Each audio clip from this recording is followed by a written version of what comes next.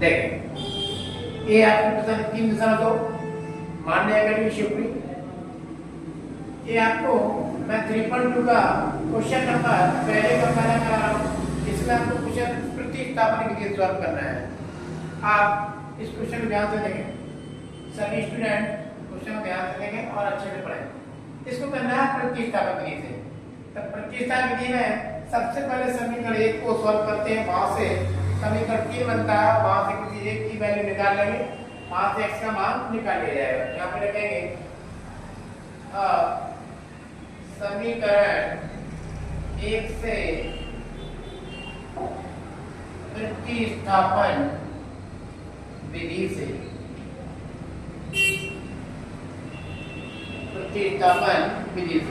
समीकरण एक आपका दिया है, इसको लिख लेंगे x + y बराबर दिया है। यहाँ से x का मान निकालूंगा, x का मान निकालूंगा तो y को लेके जाओ, इधर बचेगा x बराबर 14 माइनस का y। x का मान को आया था लेकिन समीकरण बन जाता है तीसरा। इस समीकरण 3 को काट के समीकरण 2 में यहाँ लिखेंगे समीकरण 3 से x का मान समीकरण 2 में रखने का, इसमें रखेंगे 2 में, तो 2 में रखते हैं। 2 आपका ये इसको नीचे लिखो x - y बराबर किया 4, जहाँ x लगाया वहां पे x का ये मान रख दिया जाएगा। 14 माइनस का y माइनस का फिर आपका y बराबर में दिया आपका 4। माइनस और माइनस दोनों का जोड़ दो, प्लस की जगह ले जाओ, इधर हो जाएगा माइनस का 2y, ये प्लस का 14 इधर गया तो ये माइनस का 14 हो जाएगा, ये माइनस का 2y चल रहा है, चल दो, इसमें से घटाया तो बचेगा माइनस का 10, और माइनस से माइनस कट जाएगा। फिर y का मान निकालेंगे तो 10 बटे में कितना बचेगा जी आपके 2, फिर 2 से काट दें 2 × 5 = 10, तो y का मान कितना हो गया आपका 5। ये तो y का मान आ गया आपका मान। अब y के मान को समीकरण 3 में रखेंगे तो x का मान आ जाएगा, यहाँ रखेंगे y का मान समीकरण 3 में रखने पर, तो 3 में रख देने से 3 मैंने आपको ये बनाया था, ये आपका x बराबर 14 माइनस y, तब x बराबर 14 माइनस y का मान हो गया यहाँ पे 5 है। 14 में से 5 घटाओ तो x बराबर कितना आ गया 9, ये आपका x का मान आ गया है। और सही को लिखेंगे दिए गए समीकरण के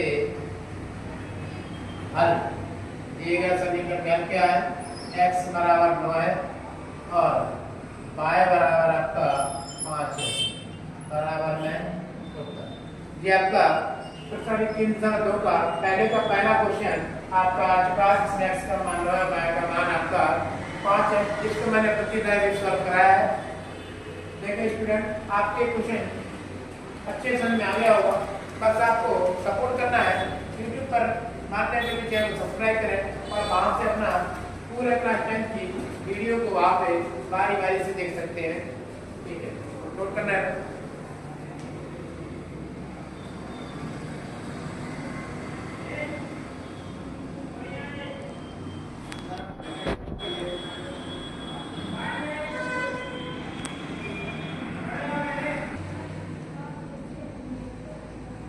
देखो अगला जो आपका क्वेश्चन है वो s - t बराबर में दिया है। ये समीकरण नंबर पहला है।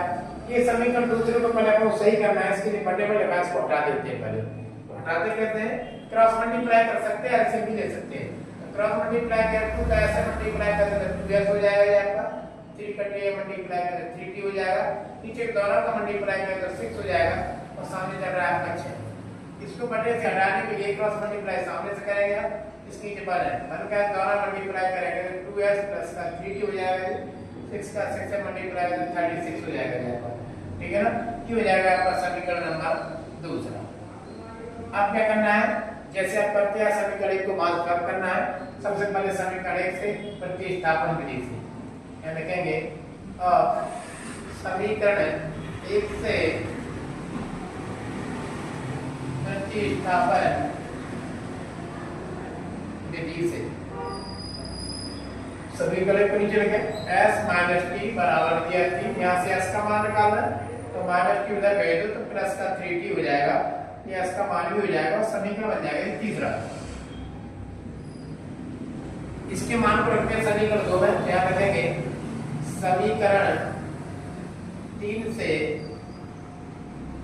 s का मान समीकरण 2 में रखने पर 2 में रखते हैं समीकरण 2 में दिया है मेरे को यहाँ पे ये दिया था आपका 2s प्लस का 3t, इधर दिया आपका 36।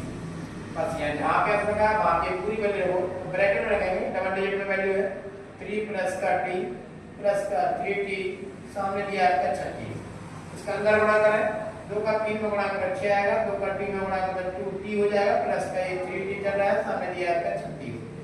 डबल टी को जोड़ दो, 3 और 3 को फैक्टोरियल 6 को ले जाओ, इधर बचा में आपका 30, इधर 36 प्लस का 6 का तो माइनस हो जाएगा, ये चल रहा है 30, इसे इसमें से घटा दें तो 30 बचेगा, t का मान निकालेंगे तो 30 के बटे बच गए 5 और इसे और काट दें आप 5 6 25 तो t का मान हो जाएगा आपको कितना 6।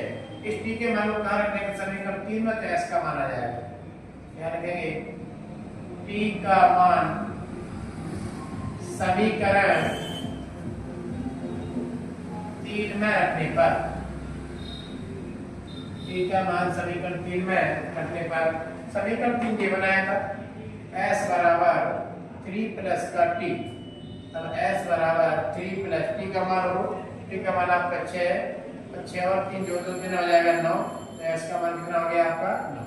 ये s का मान निकल गया है। अब यहाँ से लिख देंगे अतः दिए गए समीकरण के हल, समीकरण का क्या है s बराबर 9 और t बराबर 6 बराबर में आपको लिखना है उत्तर। ये क्वेश्चन नंबर आपके पहले का दूसरा क्वेश्चन है जो आपको अच्छे समझ में आ गया होगा, ठीक है ना, इसको आप नोट करें, फिर इसके बाद अगला क्वेश्चन करते हैं।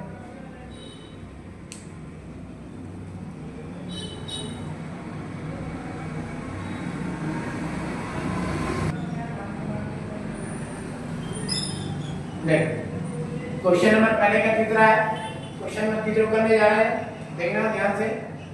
सबसे पहले कैसे करना है, समीकरण 1 से प्रतिस्थापन विधि से, समीकरण 1 से प्रतिस्थापन विधि से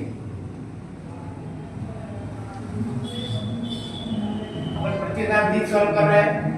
करते हैं समीकरण को, पहले करेंगे 3x माइनस का y बराबर दिया जी, यहाँ से क्या पता है घर बार पहले x की वैल्यू निकालते हैं, x की वैल्यू निकालना है तो माइनस का उधर भेज दो, इधर बचेगा आपका 3x, ये माइनस उधर गया तो प्लस का हो गया, और ये x की वैल्यू निकालने के लिए यहाँ पे 3 प्लस 5 के बटे में कितना पहुंचेगा जाए आपका 3 पहुंचेगा, x का मान तो आ जाएगा, लेकिन ये समीकरण बन जाता है तीसरा।